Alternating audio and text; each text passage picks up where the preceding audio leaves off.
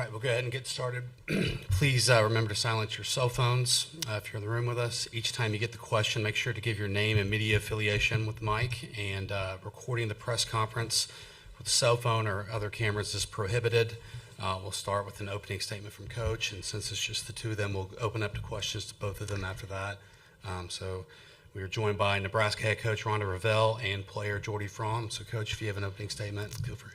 I'll make an opening statement about the game because everything else is not going to be about the game. I thought it was a hard-fought game. I thought it was really two very good pitchers going at each other and two really good teams, and that was Nebraska softball today, more indicative of what we have played like all season. I've talked about how consistent we've been all season, and you saw that consistency, you saw that fight, you saw that grit. And, you know, there were 6 teams left standing at the start of this day, and everybody's really good, and I couldn't be more proud of our fight today. So tip of the hat to Texas, but I'm so proud of this team. Okay, we'll start on the left side in the front row right here. Go ahead. Andy Ketterson, Corn Nation. Jordy, it didn't end the way you wanted, but tell us if you can about just the journey that brought you here and the 3 years in which you lead Nebraska back to the College World Series for the first time in 13 years. I would just say the whole journey has been, not what I expected, obviously, starting out at OU and then transferring back home to Nebraska and getting hurt and all of that. But one thing that we talked about in the locker room, somebody said, Jordy, thank you for coming home and changing this program. And I said, I didn't come home and change this program. No one person can do that. It was the girls who were already here that absolutely bought into what this program could do. It was all of the transfers that we had coming in with the goal, knowing what this program could do. And it was everybody the last 3 years putting in their work to make this team what it was this year. And so, God's fingerprints were all over this team. It was all over my story, all over my career. And I do truly believe that the way today ended is a part of that story as well. And the fruits that will come from it later on, are things that will be revealed down the road. It really hurts right now, but just so thankful for the journey and to finish it here with this team.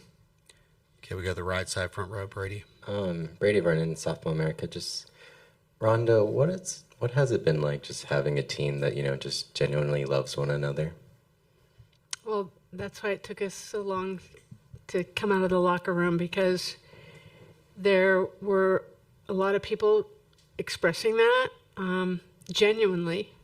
And, this is my 40th year in coaching, and this is my 40th day of this. And it was really special. It is really special. But I will tell you, one of the things that Casey Hoffman said in that room just now is she said, the joy that came back in my life, and she wasn't even talking about softball, through this team, and we made a pact. We read a book this year. It was called The Carpenter. And there are 3 tenets to The Carpenter. And it's about loving and serving and caring for one another. And we didn't talk about softball in that. And when that became our mission, softball and the way we played the game was a byproduct of what we were trying to be and do as human beings with each other, for each other, and everybody that traveled in our path. And this team did a remarkable job of that because of, number one, who they foundationally are at their core, but number 2, of how they nurtured all of those things.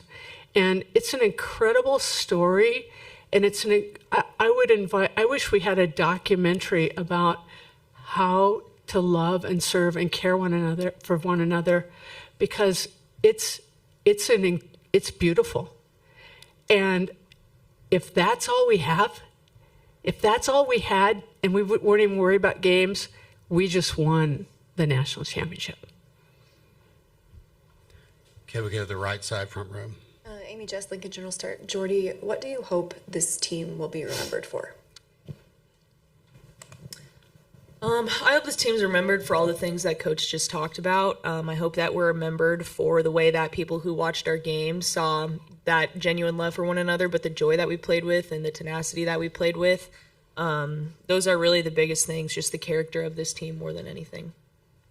Okay, we go to the left side front row here. Randy Silver, NTV News. Jordy, you had the no-hitter going to the sixth, and they went hit, home run. Can you take us through the sixth inning from your perspective?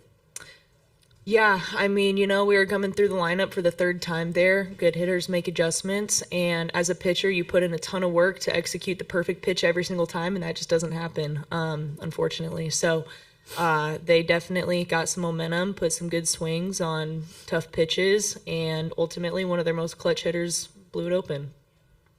Okay, we'll stay on the left side front row. Coach Andy Ketterson, Corn Nation. Talk about, if you could, Jordy's bounce back from a rough day yesterday and less than 24 hours and going out and putting in the performance that she did today. Well, I said yesterday in our press conference that Jordy cares so deeply. I was just hoping that she would sleep last night. She and I spoke before she went to sleep. I don't know how well she slept. I didn't ask that this morning. But here's the thing. She's an ultimate competitor. She's an ultimate teammate.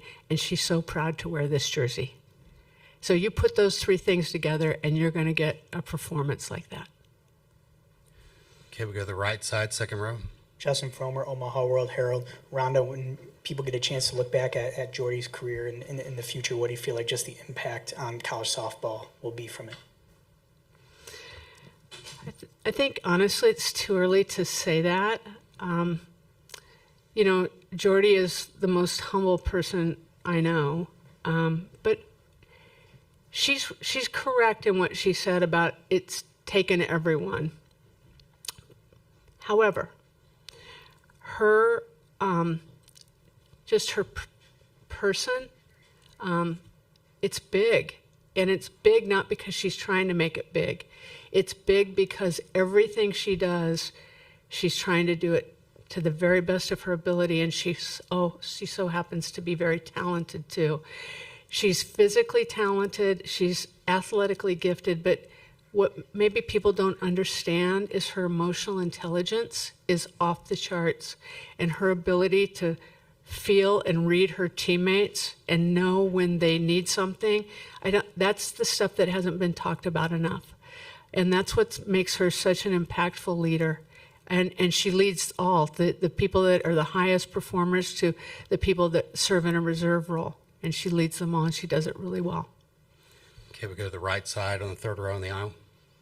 Marin Angus Combs, softball on SI. Jordy, I know you don't like to talk about yourself and your impact as much, but did you ever feel the weight of the softball world on your shoulders being the face of the sport?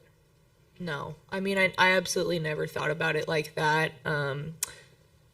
I mean, really the biggest thing for me was just whenever there's an opportunity to interact with the little girls, trying to, having been that little girl. And I feel like as far as the softball world goes and wanting to have an impact there, they were always my primary focus.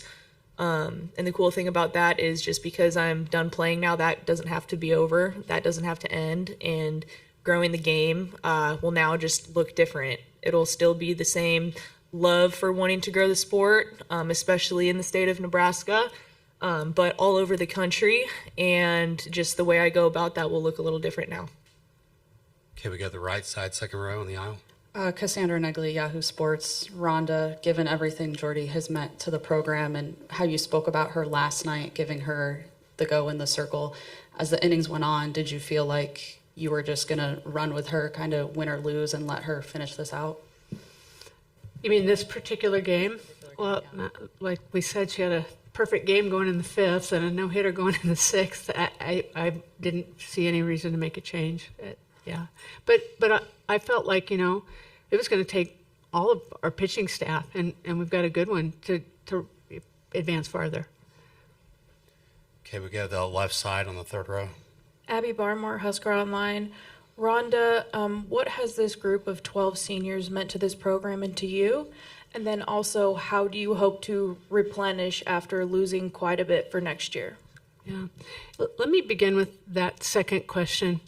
It's so interesting to me because one year we graduated 76% of our extra base hits, and the next year we actually broke an offensive record. I'm not saying we're going to do that next year, but one thing that if you were in that room, the returners were talking about is they feel a lot of responsibility and they're encouraged by what this senior class did and where this senior class has positioned this program. And they take a lot of pride in it not doing this. And I love that. I love that they spoke out and spoke up like that. And we've got a freshman group that we are super excited about. I think they're very athletic. I think they're spicy. I think they're fun. And we've got a handful of our seniors that are going to be around to help, infiltrate, just keep loving and serving and caring for Nebraska softball. So the future is still bright. And, I've heard a lot of people think, fire Ravel after this because they'll never win again. I mean, all the things. It's like, okay, people. But true story. Season's over. I could say a little more. Anyway, the senior class, you made me cry the week of senior week. And I wish I could just go back and reinsert that because I didn't know you were going to ask that question that day. But what came out, I just felt like I had divine inspiration and it just flowed out of me. I can't tell you enough about what the senior class has meant for this program. I do want to say this, though, because this might put some context to it. Many of these seniors that came back and returned to Nebraska weren't originally on the roster because we went through a really tough time. And so there's a variety of reasons they weren't originally on the roster. But I actually said to the three that went to Arkansas the night before we played Arkansas, I said, you understand, and Courtney and I had this conversation, had that 2019 incident never happened, you would have always been a Husker, and you're always a Husker.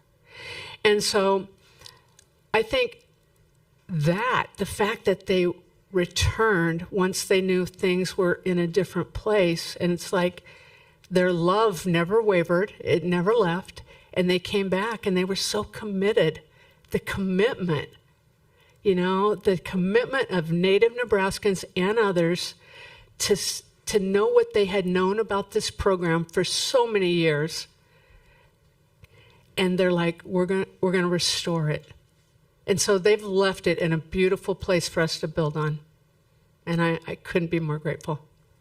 Okay, we're going to go to the right side in the second row. Justin Fromer, Omaha World Herald.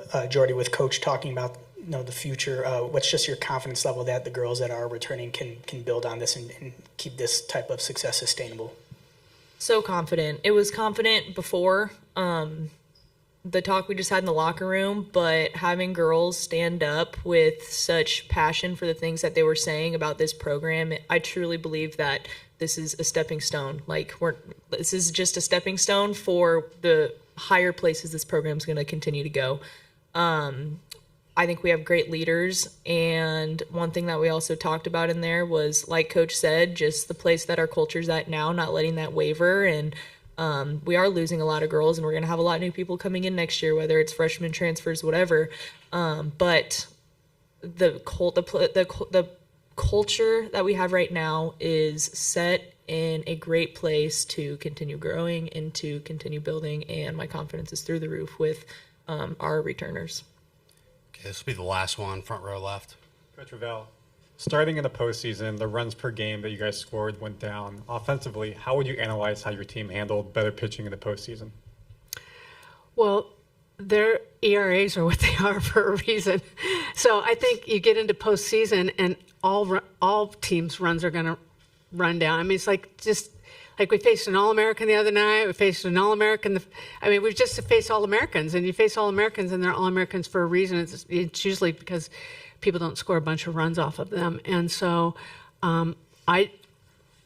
we expect that. That you could go back to even the Big Ten tournament, and I think Jordy was saying, we're going to be in these close games. They're going to get a lot closer now. And that's really speaking to that point that runs are going to reduce. I mean, the fact that that was a 1-0 ball game with two teams that have had almost 100 home runs, it says a lot.